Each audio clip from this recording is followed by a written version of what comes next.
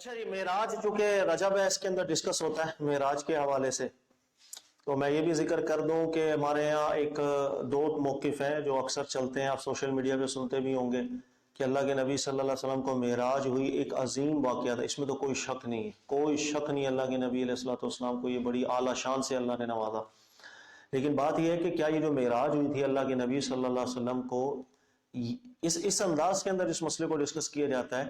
کہ بعض لوگ کہتے ہیں یہ معراج ایسی تھی جیسے بالکل جو ہم ہے، جسم ہے اور ہماری روح ہمارے ساتھ ہے، یعنی جسمان مقدس حضور علیہ الصلوۃ والسلام کو ہی معراج ہوئی تھی.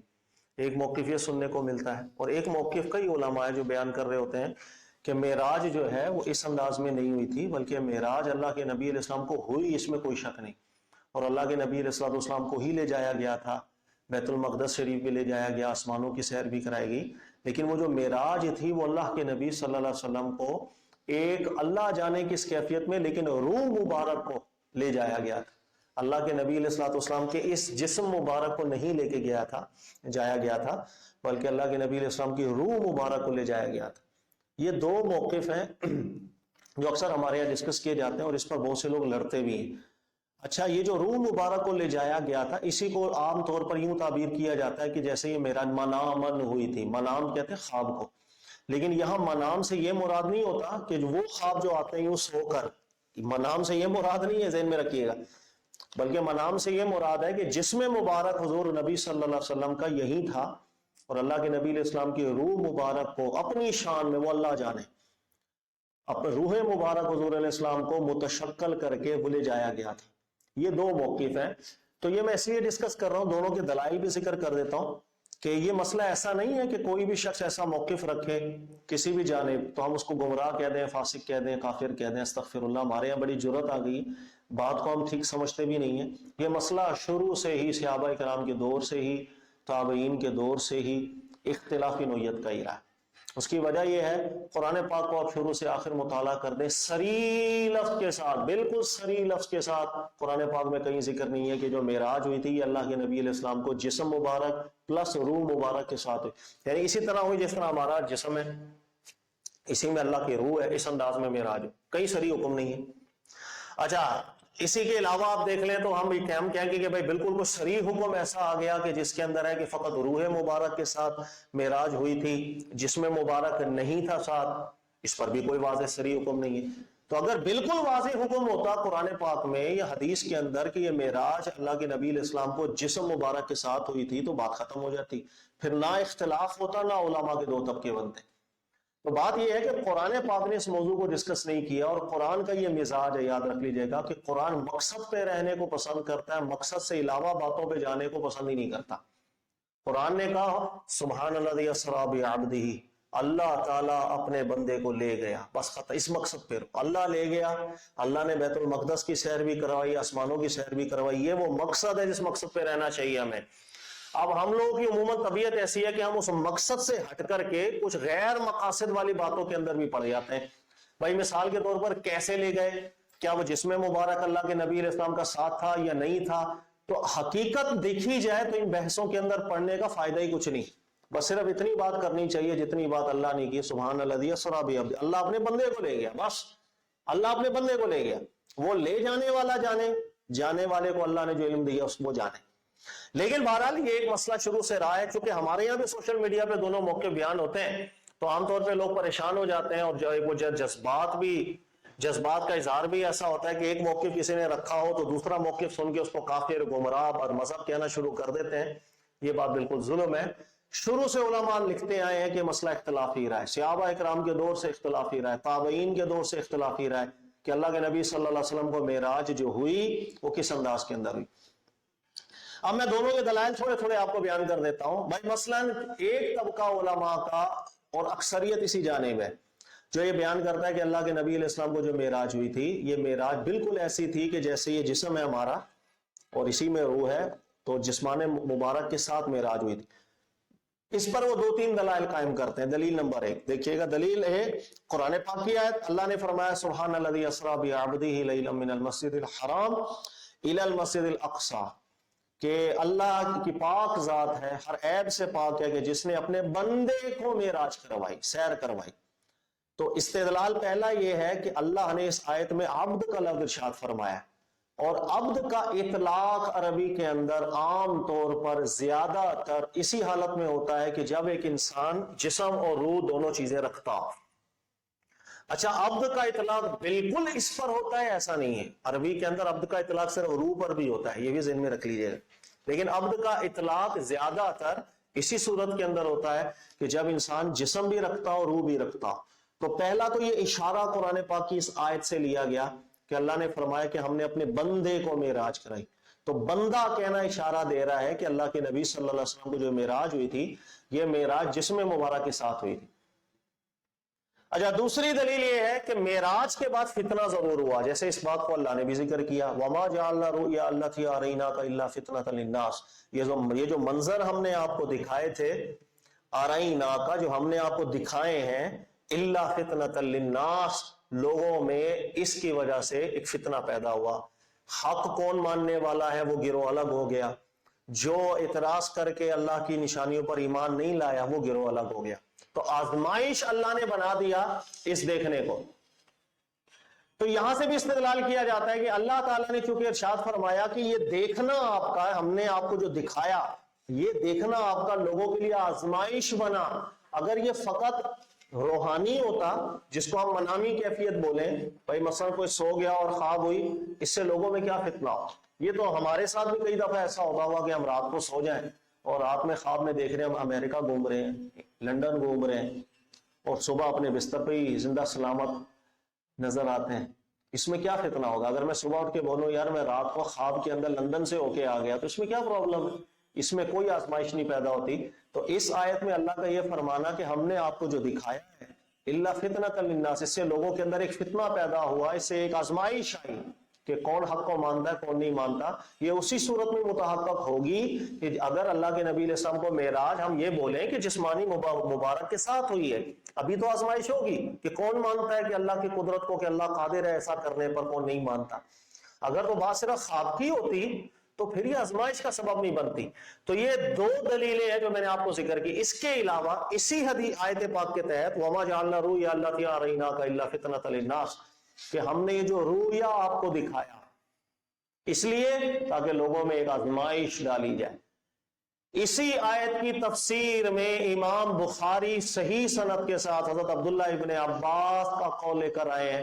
کہ صحابی رسول صلی اللہ علیہ وآلہ وسلم، اور وہ اس آیت کی شرح کرتے تھے، ہی رؤیا عین اریہا رسول اللہ صلی اللہ علیہ وسلم لیلۃ اسری بہ، کہ یہ ان سچی آنکھوں سے دیکھنے کا ذکر اللہ نے قرآن میں کیا ہے معراج کی رات کو۔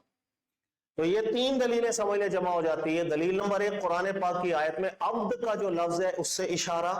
نمبر دو، قرآن پاک کی دوسری آیت ہے الا فتنۃ للناس، تاکہ لوگوں میں آزمائش کا سبب، آزمائش اللہ نے ڈالی۔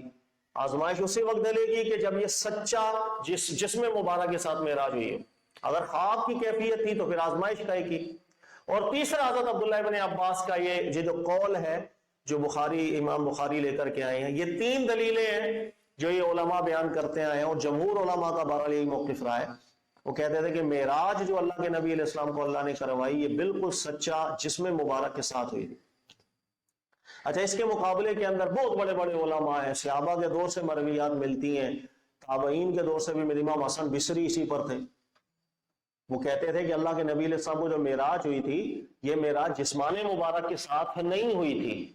اور یہ خواب بھی نہیں تھا جیسے ہم کہتے ہیں نا رات کو سوئے خواب، بلکہ اللہ کے نبی علیہ السلام کی مبارک روح شریف کو اپنی خاص کیفیت میں اللہ تعالیٰ نے معراج کروائی تھی، اور وہ ایسی ہی معراج تھی جیسے جسم کے ساتھ ہو، لیکن حقیقتاً جسم مبارک اللہ کے نبی علیہ السلام کا ساتھ نہیں تھا، بلکہ جو مبارک روح تھی اللہ کے نبی صلی اللہ علیہ وسلم کو لے جایا گیا تھا، اور حقیقتاً لے جایا گیا تھا بیت المقدس بھی، آسمانوں کے اوپر بھی۔ حسن بصری ہے اس پر تھے۔ اس کے علاوہ بہت بڑا راوی ہے زہری، اگر اس ایک راوی کو نکال دیا جائے تو نہ بخاری کے پلے کچھ بچتا ہے نہ مسلم کے پلے کچھ بچتا ہے۔ بہت صحیح روایتیں اسی سے منقول ہوتی ہیں، روایت کرتے ہیں یہ، اور امام زہری کا بھی یہی موقف تھا۔ وہ کہتے تھے کہ اللہ کے نبی صلی اللہ علیہ وسلم کو جو معراج ہوئی تھی، اللہ نے اللہ کے اپنے نبی صلی اللہ علیہ وسلم کی مبارک روح کو معراج کروائی تھی اپنی شان میں، اس کو ہم بیان نہیں کر سکتے۔ وہ ایسی معراج نہیں تھی کہ اس مبارک جسم کے ساتھ ہو، وہ ایسی معراج بھی نہیں تھی جو فقط ایک خواب سا ہو، بلکہ وہ مبارک روح شریف کو لے جایا گیا تھا اور ایسے ہی لے جایا گیا تھا کہ جیسے کوئی جسم جاتا ہے، سب کچھ دیکھا، سچا دیکھا اللہ کے نبی علیہ السلام۔ اچھا، اب اس پر وہ دلائل قائم کرتے ہیں۔ دلیل نمبر 1، دلیل قرآن پاک کی آیت ہے سبحان الذی اسریٰ بعبدہ لیلا من المسجد الحرام۔ اچھا، اس آیت مبارکہ میں جو یہ استدلال کرتے ہیں کہ چونکہ عبد کا لفظ آیا ہے اور عبد کا اطلاق ہوتا ہے کہ وہ جسم بھی ہو روح بھی ہو، تو سب سے پہلے وہ اس چیز کو واضح کرتے ہیں کہ ایسا نہیں ہے، بلکہ قرآن پاک کے اندر عبد کا لفظ مزید جگہوں پر بھی آیا ہے اور اس صورت کے اندر آیا ہے کہ جب روح الگ ہو اور اب جسم الگ ہو۔ جیسے قرآن پاک پڑھیں، اللہ نے فرمایا وَاذْكُرْ عَبْدَنَا ایوب، قرآن پاک کے اندر ہمارے بندے ایوب کا ذکر کرو۔ اب غور کرنا، اللہ فرما رہے ہیں ہمارے بندے ایوب کا ذکر کرو۔ جس وقت قرآن کی آیت نازل ہوئی ہے اس وقت حضرت ایوب علیہ السلام انتقال فرما چکے، جب انتقال فرما چکے ہیں تو آپ کی مبارک جسم شریف تو وہاں مدفون ہے اور آپ کی روح عالم برزخ کے اندر اعلیٰ شانوں کے اندر زندہ ہے، ٹھیک ہے؟ تو اب جسم الگ ہے، روح الگ ہے، لیکن اللہ نے کیا اطلاق کیا اس پر؟ اللہ نے فرمایا عبدنا ایوب، ہمارے بندے ایوب کو۔ تو جس وقت عبد کا اطلاق قرآن پاک کے اندر ہو رہا ہے اس وقت حضرت ایوب علیہ السلام عالم برزخ کے اندر ہیں، مبارک جسم شریف تو مدفون ہے۔ لہذا یہ استدلال کرنا اس آیت سے کہ عبد کا جو اطلاق ہے وہ جسم و روح دونوں پر ہوتا ہے، یہ تو ناقص ہے، کمزور ہے۔ اچھا، اس کے بعد وہ دلیل یہ بناتے ہیں کہ بہت سی روایتیں ایسی ہیں جس کے اندر اس کی صراحت بھی ہے، جیسے بخاری کی روایت ہے، شریک کی روایت ہے، اگرچہ اس روایت پر کئی علماء نے اعتراض کیا، اس کے متن کو قبول نہیں کیا، لیکن روایت صحیح ہے، سند اس کی صحیح ہے۔ اور وہ استدلال کرتے ہیں کہ جس میں امام بخاری اس حدیث کو لے کر آئے ہیں کہ اللہ کے نبی علیہ السلام کو جب معراج ہوئی تو پھر اللہ کے نبی علیہ السلام فرماتے ہیں کہ جس وقت معراج ختم ہوئی ثم استسقیت، پھر اس کے بعد ہمارے جسم کے ساتھ ہماری آنکھ کھل گئی، یعنی ہماری روح ہمارے ساتھ نہیں تھی، ہماری مبارک روح معراج پر گئی ہوئی تھی، اور جس وقت معراج ختم ہوئی ہے پھر ہمارے جسم کے ساتھ ہم اٹھ گئے۔ تو بخاری کی اس حدیث میں جو لفظ آ رہا ہے جو واضح طور پر اشارہ دے رہا ہے کہ اللہ کے نبی علیہ السلام کو جو مبارک معراج ہوئی تھی وہ معراج جسم مبارک کے ساتھ نہیں تھی، وہ ایک مبارک روح کے ساتھ تھی۔ تو یہ حدیث کا بھی ایک اشارہ ہے جو ملتا ہے۔ اور تیسری دلیل یہ قرآن پاک کی آیت ہے کہ اللہ نے فرمایا وما جعلنا رؤیا اللاتی اریناک الا فتنۃ للناس، کہ اللہ نے فرمایا کہ وما جعلنا رؤیا، ہم نے آپ کو جو رؤیا کروایا، جو ہم نے دکھایا، الا فتنۃ للناس، لوگوں میں آزمائش ڈال دی۔ اب اس آیت سے بھی استدلال ہے، اور وہ استدلال یہ دیکھیے گا، اللہ نے رؤیا، یا کے بعد الف ہے، یہ لفظ ارشاد فرمایا۔ تو کئی لوگ کہتے ہیں یہ روح یا آنکھوں سے دیکھنے کو بھی کہا جاتا ہے، غلط، اس لیے کہ عربی کے اندر آنکھوں سے دیکھنے والا وہ رویت ہوتا ہے، آخر میں تا کے ساتھ دو چشمی ہاں، اس کے ساتھ رویت کا لفظ ہوتا ہے آنکھوں سے دیکھنا، روح یا الف کے ساتھ جو یہ اس جسم کی آنکھوں سے دیکھنے پر اطلاق نہیں ہوتا۔ تو اللہ نے بھی قرآن میں فرمایا وما جعلنا رؤیا، یہ جو ہم نے آپ کو رؤیا دکھایا، یعنی ان آنکھوں سے نہیں، کسی اور انداز میں ہم نے دکھایا، اللہ تی آرہینا کا دکھایا ہم نے، الا فتنۃ للناس، لیکن وہ لوگوں میں آزمائش بن گیا۔ تو یہ قرآن پاک کی آیت بھی واضح دلیل ہے اس بات پر کہ اللہ کے نبی علیہ السلام کو معراج میں جو کچھ دکھایا گیا تھا وہ اس جسم کی آنکھوں کے ساتھ نہیں تھا، وہ اللہ کے نبی علیہ السلام کی مبارک روح تھی، اور اس روح کو اعلیٰ درجے کا تشکل دیا گیا تھا، اس تشکل کے ساتھ ساری زیارتیں کروائی گئی تھی، اور اللہ کے نبی علیہ السلام کے لیے روحانی معراج کا قائل ہونا یہ بلندی شان کا سبب ہے، یہ نقص شان کا سبب نہیں، یہ بھی ذہن میں رکھیے گا، اس لیے کہ اس جسم کی صلاحیتیں محدود ہیں، روح کی صلاحیتیں زیادہ ہیں۔ تو جب اللہ تعالیٰ نے اللہ کے نبی علیہ السلام کی روح مبارک کو معراج کرائی تھی خصوصی تشکل کے اندر، تو وہ زیادہ بڑی شان رکھتی ہے بجائے اس کے کہ ہم یہ کہیں کہ جسم مبارک کے ساتھ اللہ کے نبی علیہ السلام کو معراج ہوئی تھی۔ تو یہ دونوں موقف میں نے آپ کے سامنے اس لیے رکھے ہیں کہ ہمارے یہاں عموماً بہت تھوڑا ایک جھگڑا ہوتا ہے اس چیز پر کہ کوئی طبقہ کہتا ہے کہ اللہ کے نبی علیہ السلام کو معراج جسم شریف کے ساتھ ہوئی تھی، اور ایک طبقہ کہتا ہے نہیں روحانی معراج تھی۔ اچھا، منامی معراج کا قائل کبھی نہیں ہونا کہ وہ فقط ایک خواب سا تھا، یہ تو بالکل ہی باطل ہے، اس سے کوئی فتنہ لوگوں کے اندر پیدا نہ ہوگا، قرآن کے بھی خلاف ہے، حدیث کے بھی خلاف ہے۔ دو موقف ہیں جو دونوں مضبوط ہیں، ایک موقف ہے اللہ کے نبی علیہ السلام کو جسمانی معراج ہوئی تھی، اس کی بھی وہ استدلال قرآن حدیث سے کرتے ہیں کیونکہ صریح حکم تو ہے نہیں، اشارے نکالتے ہیں۔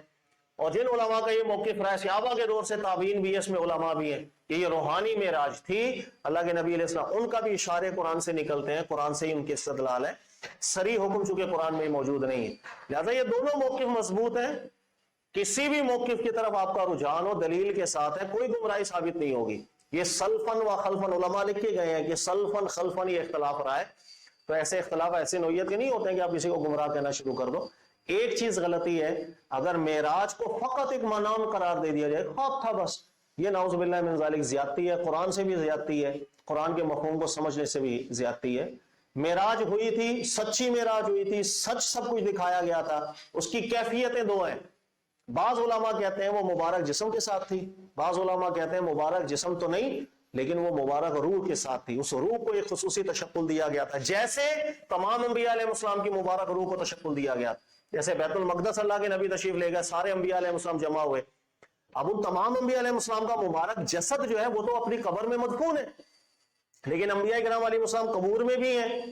آسمانوں پر بھی ملاقات ہوئی ہے۔ تو انبیاء کرام علیہ السلام جس طرح ان کی مبارک روح کا ایک تشکل تھا جو اللہ کے نبی علیہ السلام سے ملاقاتیں، اسی طرح اللہ کے نبی علیہ السلام کی روحانی معراج تھی، اور اس مبارک اور مقدس روح کو ایک تشکل دیا گیا۔ دونوں موقف میں سے کسی موقف کو چننا دلیل کے ساتھ بیٹا کوئی گمراہی نہیں لاتا، اللہ سمجھنے کی توفیق عطا فرمائے۔ ایک تحقیقی موقف تھا، آپ کو میں نے سمجھا دیا، جزاک اللہ خیر۔